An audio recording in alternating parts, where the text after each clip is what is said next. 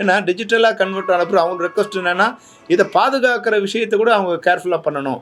இதை வந்து யார் வேணாலும் கையாளலாங்கிற ஒரு நிலை இல்லாமல் இதை யார் கையாளணுங்கிறது வந்து வரைமுறைப்படுத்தி இதை வந்து கேர்ஃபுல்லாக பண்ணணும். அது வந்து 500 கோடியில் படம் எடுக்கிறாங்க. ஒரு 50 லட்ச ரூபா செலவு பண்ணி இதுக்காக வந்து ஒரு பாதுகாப்பு சிஸ்டத்தை செலவு பண்ணுறது ஒரு பெரிய விஷயம் இல்லை அப்படிங்கிறது அவங்களோட கருத்து.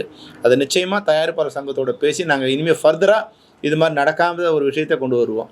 அது ஒன்று.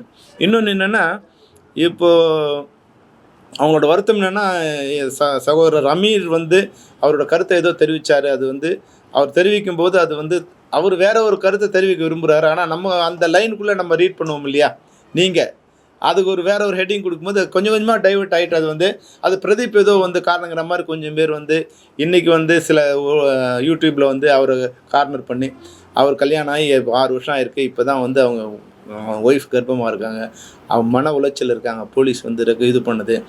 போலீஸ் வந்து நீங்கள் நினைக்கிற மாதிரி இல்லை, மிகச்சரியாக அதை வந்து குற்றவாளிகளை நெருங்கிட்டாங்க. அவங்க எந்த விஷயத்தையும் வெளியே யார்கிட்டையும் நாங்கள் பிரதீப் கூட தொடர்பு கொள்ள முடியல. அவங்க அப்பா வந்து சொன்னார், இல்லை சார் போலீஸு யாரோட வந்து தொடர்பு இருக்கக்கூடாது சொல்லிட்டாங்க, எந்த தகவலையும் நாங்கள் பரிமாறக்கூடாதுன்ட்டாங்க. அவங்க சரியான திசையில் அவங்க போய்கிட்டு இருக்காங்க. மணப்பெண்ணின் பிரத்யேகமான திருமணம் விவாஹா தி சென்னை சில்க்ஸ்.